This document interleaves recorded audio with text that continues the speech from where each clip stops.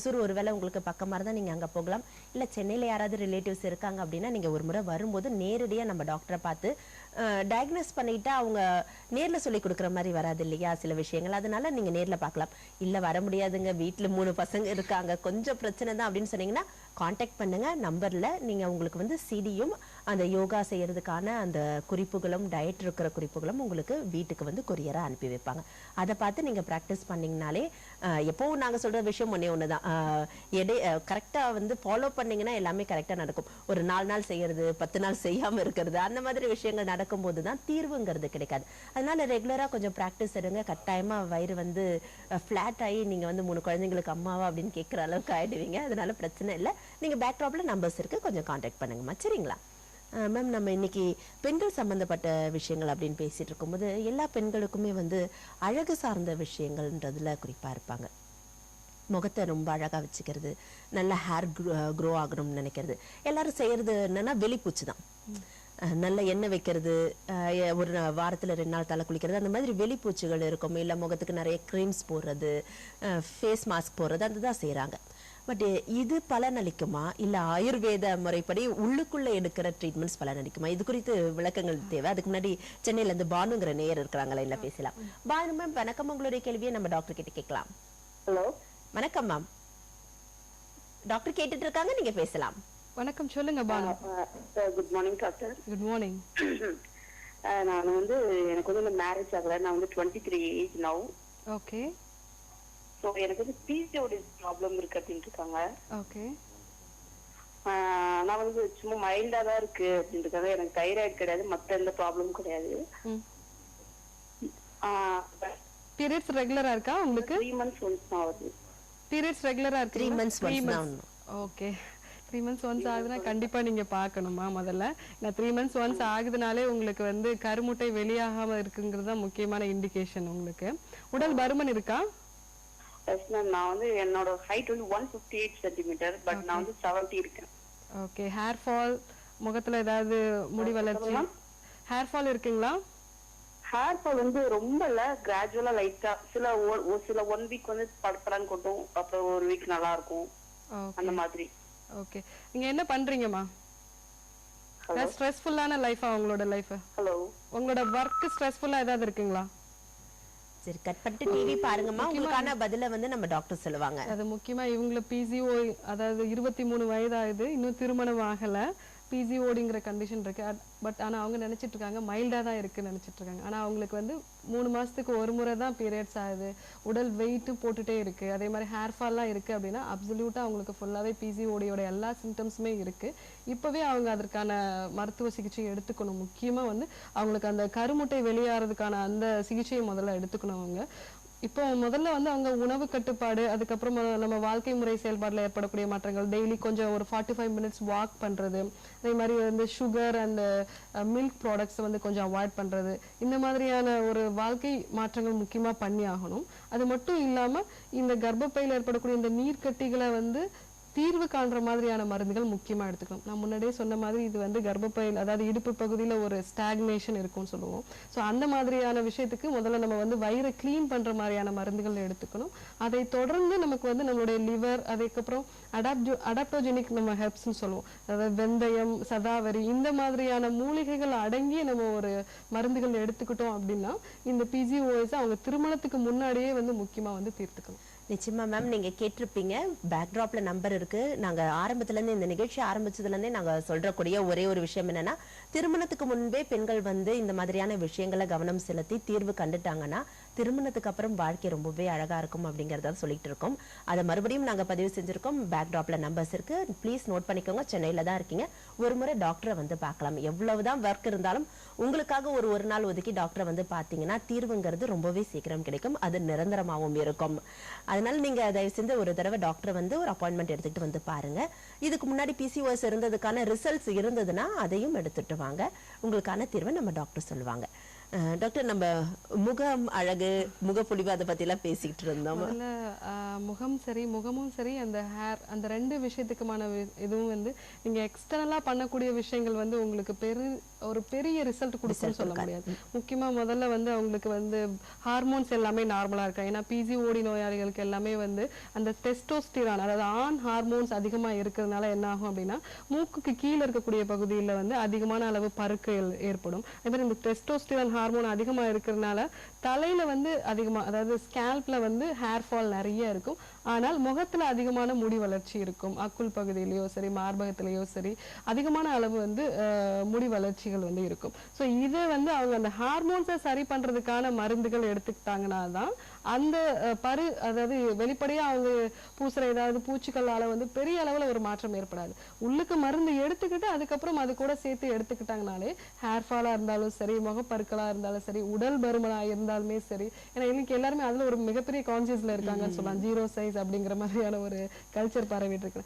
So இது எல்லாருமே வந்து இந்த நோயாளிகளை என்ன பண்ணுது அப்படின்னா அவங்க சமுதாயத்துல இருந்து கொஞ்சம் பின்தங்கி வந்து அவங்களே வந்து அவங்கள அப்படி ஒரு டிப்ரெசிவா ஃபீல் பண்றாங்க.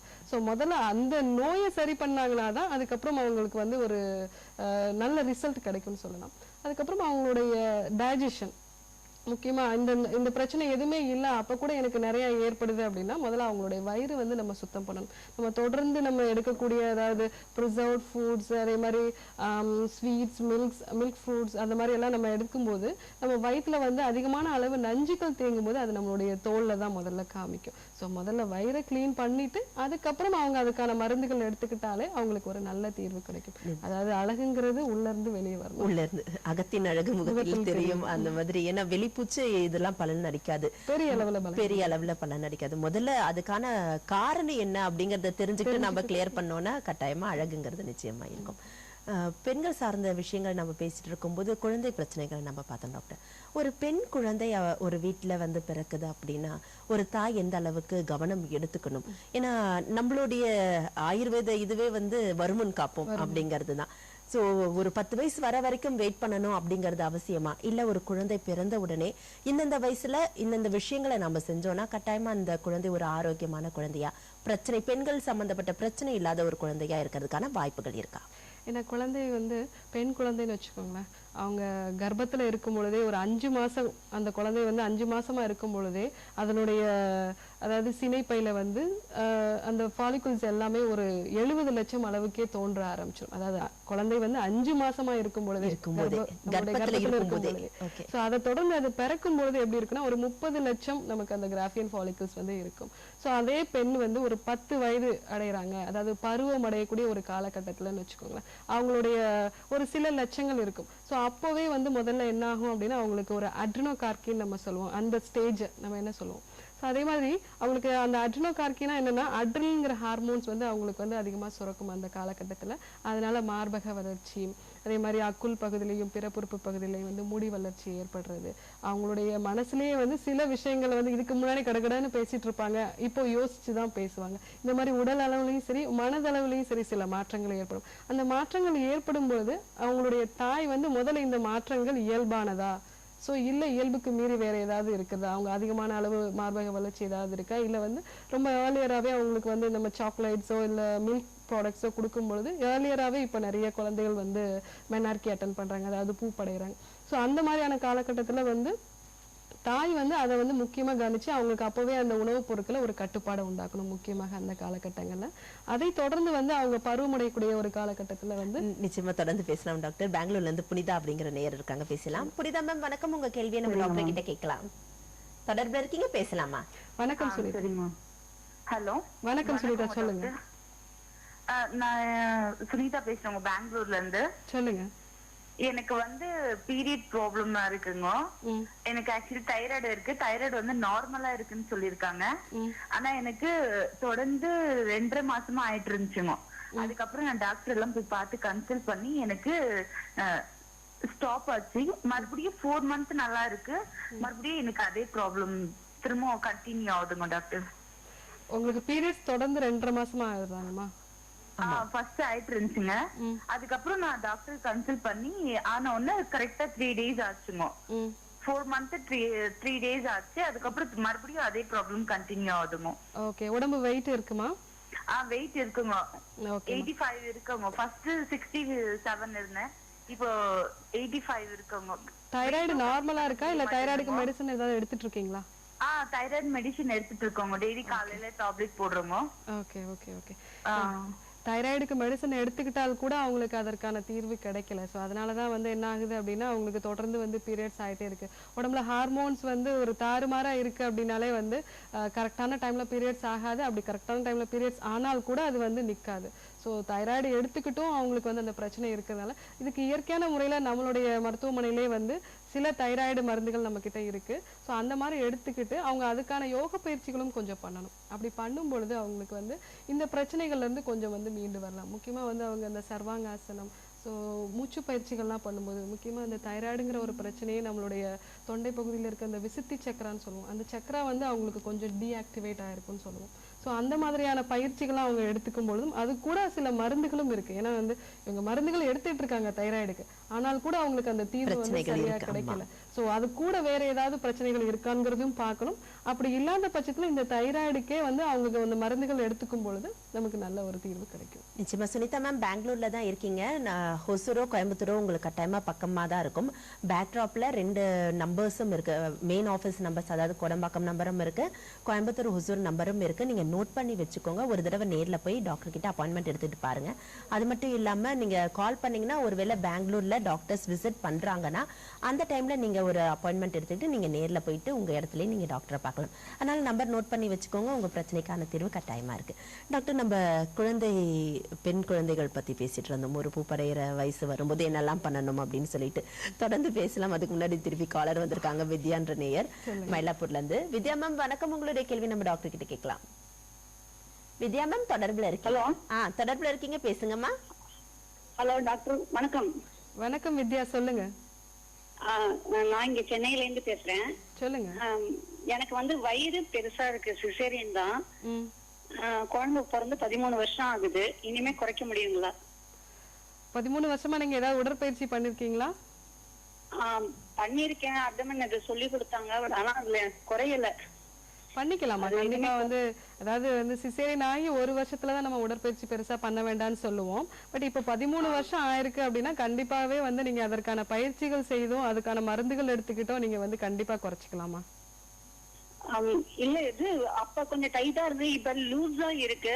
வெயிட்டும் வந்து 67 கிலோ இருக்கேன் நானு. வேற ஏதாவது உங்களுக்கு அதாவது பீரியட்ஸ்ல ஏதாவது இர்ரெகுலாரிட்டி அது மாதிரி ஏதாவது இருக்குங்களா?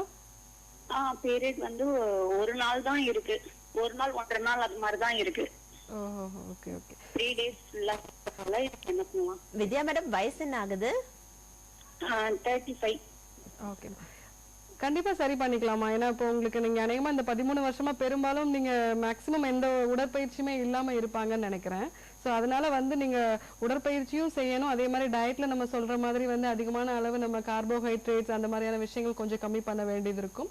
வேறு சில பிரச்சனைகளும் அது கூட இருந்ததுன்னா அதற்கான மருந்துகளும் சேர்த்து எடுத்துக்கும் பொழுது கண்டிப்பா வயிறு பகுதியில் இருக்கக்கூடிய அந்த சதை கண்டிப்பா கொழுப்பை நம்ம அதிகமா சேராம நம்ம தவிர்த்துக்கலாம். கண்டிப்பா முதல்ல தவிர்த்துக்கலாம், அப்புறம் குறைக்கிறதையும் நம்ம பார்த்துக்கலாம். கண்டிப்பாக குறைக்கலாம். 13 வருஷம் ஆனதுங்கிறது ஒரு பெரிய விஷயம் இல்ல.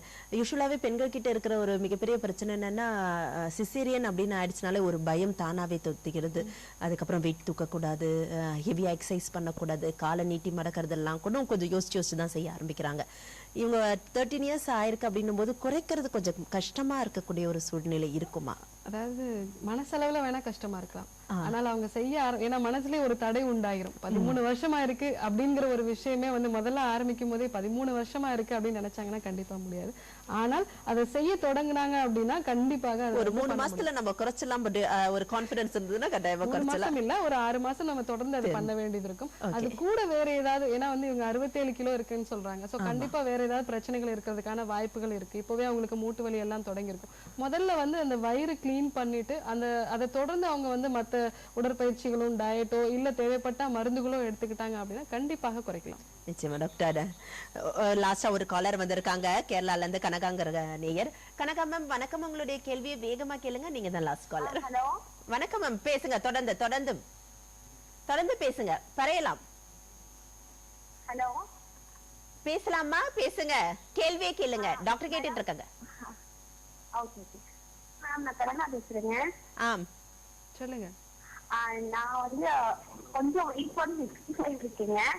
வெயிட் ஜாஸ்தியா இருக்கீங்க? 65, 157 ஹைட். ஹைட் சொல்லுங்கம்மா இன்னொரு முறை. 157. ஹைட் 157. 157 சரிம்மா. வெயிட் வந்து 65. ஃபர்ஸ்ட் பேபி வந்து ஒரு 2.25 கிலோல பிறந்தா, 2.25 வெயிட்ல பிறந்தா ஒரு பொண்ணு குட்டி. ஓகே. பாப்பாவுக்கு 4 வயசு ஆயிடுச்சு. சரி. அப்புறம் பீரியட்ஸ் ப்ராப்ளம் இருக்கு. நான் பாப்பா பிறந்து ஒரு 1 மந்த் ஒரு 1 இயர்ல தான் பீரியட்ஸ் ஆனேன். சரிம்மா. 1 இயர் ஆன பின்ன அவங்களுக்கு வந்து 2.5 வயசு வரையும் ஃபீடிங் பண்ணேன். 3 வயசு வரையும் பீரியட்ஸ் ஆகவே இல்லை. சரி ஓகே. உங்களுடைய பிரச்சனை என்னன்னா ரெண்டாவது கன்சீவ் ஆகணும்னு நினைக்கிறீங்க. இந்த பீரியட்ஸ் ப்ராப்ளம் இருக்கா, இதற்கான தீர்வுகள் இருக்கா தெரிஞ்சுக்கணும். இருக்கு. தைராய்டு செக் பண்ணியாச்சு, சுகர் செக் பண்ணியாச்சு, ஹீமோகுளோபின் எல்லா டெஸ்டும் எடுத்து பார்த்து எல்லாம் நார்மல் இருக்கு. டாக்டர்கிட்ட செக்அப் பண்ண போனா மெடிசன் எழுதி தராங்க. பீரியட்ஸ் ஆகுறது 2 மாசம் ஆனதுக்கு அப்புறம் அது 3ஆவது மாசம் கண்டினியூஸா வர்றது இல்ல. சரிம்மா, உங்களுக்கான தீர்வு கட்டாயமா இருக்கு. நிச்சயமா இது ரொம்ப பெரிய பிரச்சனை இல்லம்மா. இதற்கான தீர்வை வந்து நம்மளுடைய டாக்டர் சொல்லுவாங்க, நீங்க கேளுங்க சரிங்களா. அதாவது 2 மாசம் வந்து அவங்க வந்து மருந்துகள் எடுத்துக்கிறாங்க. அதுக்கப்புறம் 2-3 மாசம் இருக்கு. அதுக்கப்புறம் திருப்பியும் அதே போல பழையபடி இருக்கு. ஒரு நல்ல விஷயம் என்னன்னா 2.5 years வரைக்கும் ஃபீட் பண்ணிருக்காங்க. 2.5 years அதாவது ஃபீட் பண்றாங்க அப்படின்னா வந்து அவங்களுக்கு வந்து உடம்புல வந்து இந்த ப்ரொலாக்டின்ங்கிற ஒரு ஹார்மோனோட அளவு அதிகமா இருக்கும். அப்போ வந்து கருத்தரிக்கிறதுக்கான வாய்ப்புகள் கொஞ்சம் கம்மி. இயற்கையாவே நம்மளுடைய உடம்பு என்ன பண்ணிடும் அப்படின்னா கருமுட்டை வெளியாகிறது தடுத்துரும். ஆனால் இவங்க வந்து இடையில வந்து டேப்லெட்ஸ் எடுத்துக்கிறாங்க. ஆனா அப்போ மட்டும் வருது, திருப்பி வரல அப்படின்னா கண்டிப்பா 157 சென்டிமீட்டர் இருக்கிறாங்க. 65 kgs. ஆனா அவங்க 57 கிலோ தான் இருக்கலாம். 65 கிலோ இருக்காங்கனாலே கண்டிப்பா வந்து அவங்களுக்கு அந்த ஹார்மோன் பிரச்சனைகள் ஏற்படுறதுக்கான வாய்ப்புகள் நிறையவே இருக்கு அவங்களுக்கு.